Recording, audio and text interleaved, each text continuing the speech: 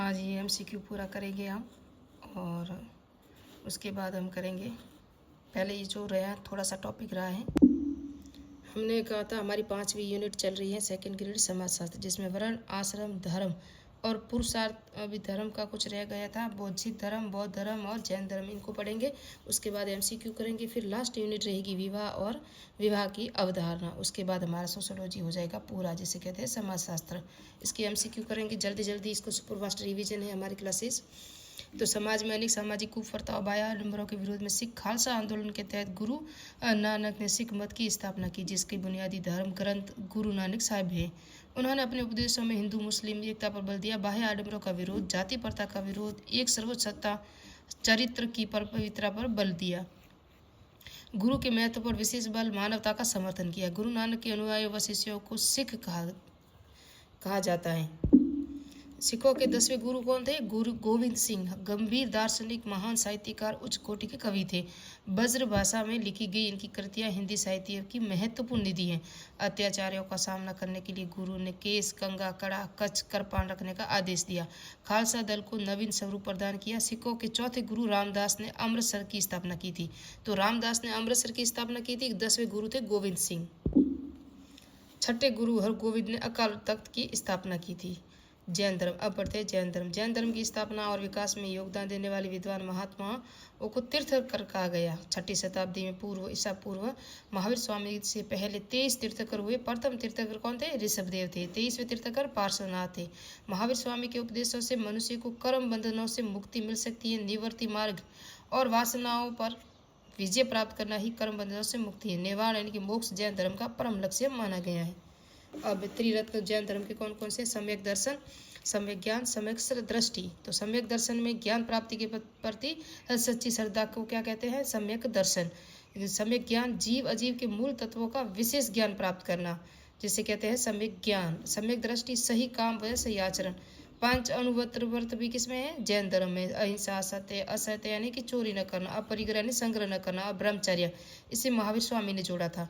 जैन धर्म ने जाति भेद व लिंग भेद आदि का विरोध किया, सामाजिक समानता को स्थापित किया। स्यादवाद और अनेकतावाद, यह किसी वस्तु को समझने व अभिव्यक्त करने का सापेक्षिक सिद्धांत है। यह स्याद शब्द से बना है, जिसका अर्थ है संभवत, यानी किसी वस्तु का ज्ञान 7 प्रकार से किया जा सकता है। नहीं है और नहीं है, कहा नहीं जा सकता, किंतु कहा नहीं जा सकता नहीं है, और कहा नहीं जा सकता है, तथा है और नहीं है किंतु कहा नहीं जा सकता। इस तरह से कन्फ्यूजन में स्यादवाद और अनेकतावादी, बस यही समझना, ये सिद्धांत किसके हैं? जैन धर्म के हैं, ये भी याद रखना। अब हम पढ़ेंगे बौद्ध धर्म। बौद्ध धर्म 6ठी शताब्दी ईसा पूर्व भारतीय इतिहास में बौद्ध धर्म के प्रवर्तक महात्मा बुद्ध थे। उन्होंने सुधारवाद, अनिश्वरवाद, त्याग, वैराग्य, संन्यास आदि पर जोर दिया। बौद्ध धर्म का प्रभाव चीन, Tibet, Mongolia, Korea, Japan, Sri Lanka, Nepal में व्यापक है। मैं यहाँ ऊपर से पढ़ा रही हूँ, इतिहास में हम पढ़ेंगे ना, तब जैन बौद्ध धर्म स्पष्ट से पढ़ेंगे। ये सिर्फ सोशोलॉजी की दृष्टि से है। बौद्ध धर्म के सिद्धांत प्रसिद्ध ग्रंथ कौन है? त्रिपिटक में लिखा है कि विनय पिटक में बौद्ध भिक्षुओं के आचार के नियम है। तो ये प्रश्न कई बार पूछा गया है कि बौद्ध भिक्षुओं के जो आचार के जो नियम है वो किसमें है? विनय पिटक में। और शुद्ध पिटक व विनय पिटक में बुद्ध की नैतिक और धार्मिक शिक्षा है। अभिधम पिटक में उन शिक्षाओं में निहित दार्शनिक सिद्धांतों का विश्लेषण है। बुद्ध की 4 आर्य सत्य, दुख का कारण, दुख निरोध, अष्टांगिक मार्ग को बुद्ध धर्म की आधारशिला बताया। किसको? आधारशिला कौन सी है? अष्टांगिक मार्ग। कौन कौन से हम देखेंगे? सम्यक दृष्टि, सदाचार, सम्यक संकल्प, अच्छे कार्यों का संकल्प, सम्यक वाणी, सत्य, मधुर वाणी, सम्यक कर्मांग, न्याय, जीव रक्षा, और सम्यक आजीविका, अच्छे साधनों का प्रयोग अपने जीवन के लिए, सम्यक व्यायाम, अच्छे आचरण का अभ्यास, या हुआ है व्यायाम से, सम्यक स्मृति, एकाग्रता, सम्यक समाधि, ध्यान की अवस्था। ये इतिहास की दृष्टि से आए थे। 10 शील मार्ग कौन से? तो बुद्ध की नैतिकता पर जोर दिया और 10 शील आवश्यक बताए। अहिंसा, सत्य, असत्य, अपरिग्रह, ब्रह्मचर्य, अविलासिता, असमय भोजन का त्याग, भोजन कोमल त्याग और कोमल काया का त्याग, मद्यपान से दूरी, अब आभूषणों का त्याग, भिक्षुओं के लिए 10 शीलों का पालन आवश्यक है। बौद्ध धर्म में भारतीय संस्कृति में अनेक क्षेत्र जैसे धर्म, दर्शन, साहित्य, कला, शासन, नीति, आचार विचार प्रभावित हुए। जनसाधारण की भाषा पाली को अपनाकर संघों और विहारों में प्रवचन देकर उस साहित्य का माध्यम बनाया, जिसमें बुद्ध चरित्र, सारिपुत्र प्रकरण, मिलिंद कथा वस्तु नहीं है, कथा वत्स और त्रिपिटक प्रसिद्ध है। ये जो ग्रंथ है ना, इनको अच्छी तरह याद रखना है, परीक्षा में पूछा जाता है। और इनके नियम किसके अंदर है? विनय पिटक में मैंने बताया अभी, और त्रिपिटक में लिखित है, प्रसिद्ध ग्रंथ त्रिपिटक में लिखित और विनय पिटक में बौद्ध भिक्षुओं के नियम है।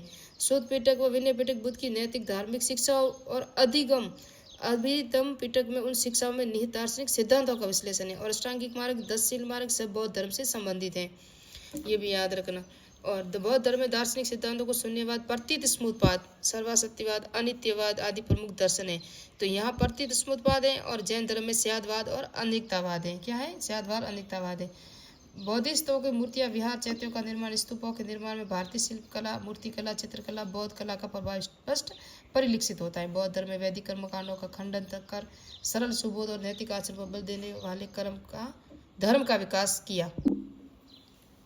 बौद्ध धर्म में संघ व्यवस्था का निर्माण कर प्रजातंत्र प्रणाली का विकास किया। विश्वविख्यात नालंदा और विक्रमशिला विश्व शिक्षण संस्थान की स्थापना की। बौद्ध भिक्षुओं के साथ भारतीय संस्कृति विदेशों में प्रसार किया। भारतीय समाज में सत्य, सेवा, त्याग, अहिंसा, परोपकार, समानता, सहनशीलता की भावना का प्रसार किया। 2010 में पूछा गया सवाल है, धर्म, अर्थ, काम, मोक्ष किस सिद्धांत से अंतर्गत आते हैं? तो पुरुषार्थ के अंदर आते हैं। ये पुरुषार्थ टॉपिक पूरा हमने पढ़ लिया। मैक्स वेबर के अनुसार पूंजीवाद में विकास का तथ्य मुख्य कारण क्या है? मैक्स वेबर के अनुसार पूंजीवाद के विकास में तो धर्म है।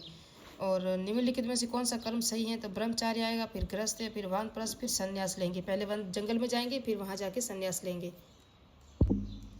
यह आया था 2013 में। निम्नलिखित कौन सा कर्म आश्रम सामाजिक इसके में उपयुक्त है? तो ब्रह्मचार्य, गृहस्थ, वानप्रस्थ वापस आया, ये का ये रिपीट हुआ है।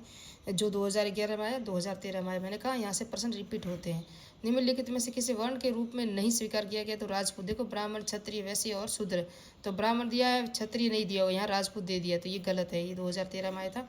टोटम धर्म का सार तत्व क्या है? तो एमिल दुर्कheim ने किसका मत है? यानी कि टोटम धर्म का सार तत्व है। और ये परिभाषा किसकी है? एमिल दुर्कheim की। यानी कि नाम किस तरह से दिया, आप कन्फ्यूजन हो जाओगे। इस तरह से ऐसे दिया जाता है प्रश्न। इनमें से एक पुरुषार्थ का प्रकार नहीं है। तो धर्म, अर्थ, काम, मोक्ष है, तो यहाँ प्रेम नहीं है, ये पता है। ये 2014 में आया वापस से। The protest ethic and the spirit of capitalism पुस्तक के लेखक कौन है? मैक्स वेबर है। ये सेकंड ग्रेड 2014 में आया था। तो कैपिटलिज्म पुस्तक किसकी है? मैक्स वेबर की है, कॉल मार्क्स की नहीं, मैक्स वेबर की। कन्फ्यूजन हो जाते हैं कॉल मार्क्स और मैक्स वेबर में। वैदिक संस्कृति में इन पंच महायज्ञों में से कौन सा एक यज्ञ गृहस्थ के द्वारा नहीं किया गया? पंच महायज्ञ मैंने बताया था। तो पुत्र यज्ञ, देव यज्ञ, पितृ यज्ञ, भूत यज्ञ, 5 प्रकार के यज्ञ भी थे, और जिसके अंदर ये पुत्र यज्ञ नहीं था। निम्न में से कौन सा हिंदू आश्रम व्यवस्था की श्रेणी में नहीं आता है? तो वृद्धाश्रम, गृहस्थ आता है, वानप्रस्थ आता है, संन्यास आता है। ये 2016 में आया था। मोक्ष मानव जीवन के चरम उद्देश्य और मानवीय की आंतरिक आध्यात्मिक अनुभूति का प्रतीक है। ये कथन किसने कहा था? ये कहा था KM कपाड़िया ने। मोक्ष मानव जीवन के चरम उद्देश्य व मानव की आंतरिक आध्यात्मिक अनुभूति का प्रतीक है, अनुभूति का। और पंच महायज्ञ कौन से थे जो दिए थे गृहस्थों के लिए? पंच महायज्ञों का विधान है धर्म पूर्ति के लिए। तो ब्रह्म यज्ञ, देव यज्ञ, पितृ यज्ञ, भूत यज्ञ और नृ यज्ञ। नृ यज्ञ है ना, वो अतिथि सेवा के लिए। भूत यज्ञ वो है जो जीव जंतुओं को खाना देना। उस तरह से 5 महायज्ञ का वर्णन है। धर्म क्रिया की एक विधि है और साथ ही विश्वासों की एक व्यवस्था भी है। धर्म एक समाजशास्त्री है, समाजशास्त्री पर घटना होने के साथ साथ व्यक्तिगत अनुभव है। ये बी मेलिनोस्की 2017 में आया था। निम्नलिखित में से कौन सा आश्रम व्यवस्था का सही क्रम है? तो ब्रह्मचार्य, गृहस्थ, वानप्रस्थ और संन्यास। पहले तो आप शिक्षा लोग करोगे, फिर शादी करोगे, फिर शादी करके सारे नियम निभा के आप जंगल में जाओगे तपस्या करने के लिए। तपस्या करने के बाद आपको दीक्षा मिल जाएगी, संन्यास ले लोगे। इस तरह से याद रखना। निम्न में से कौन सा पुरुषार्थ नहीं? यहाँ से प्रश्न बहुत आता है, पुरुषार्थ नहीं है। ये 2018 में आया था। संस्कार, धर्म, अर्थ, काम, मोक्ष, चारों को याद रखना। उत्तर वैदिक काल में भारत की वर्ण व्यवस्था का आधार था गुण कर्म। क्या था? उत्तर वैदिक काल में गुण के आधार पर थी। और यह है अभ्यास प्रश्न थे, पूरे एग्जाम आए हुए प्रश्न। निम्न में से किसे द्विज माना है? तो ब्राह्मण, क्षत्रिय, वैश्य है ना, इसको द्विज कहा गया। गीता में वर्ण की उत्पत्ति का कारण है गुण। क्या है? गुण। वर्ण की सदस्यता व्यक्ति के पुनर्जन्म के कर्म का प्रकृति पर आधार मानता है, छंदोग्य उपनिषद मानता है। कौन सा मानता है? छंदोग्य उपनिषद।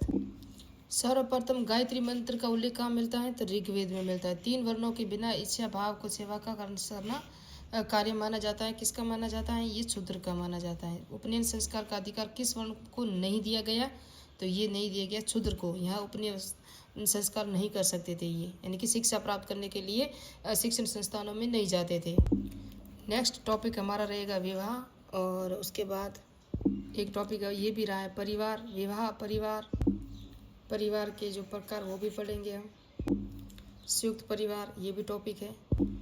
फिर ये सारी यूनिट पूरी होने के बाद आरपीएससी द्वारा आयोजित सभी परीक्षाओं पूछे गए सोशियोलॉजी के जितने भी प्रश्न हैं वो सब देखेंगे। मिलते हैं नेक्स्ट पार्ट में, नेक्स्ट वीडियो में। मेरे चैनल को सब्सक्राइब कीजिए, लाइक कीजिए, कमेंट कीजिए। पूरी कोशिश करूँगी कि शिक्षण वीडियो का भी एक वीडियो आपको मिल जाए। मिलते हैं नेक्स्ट पार्ट में।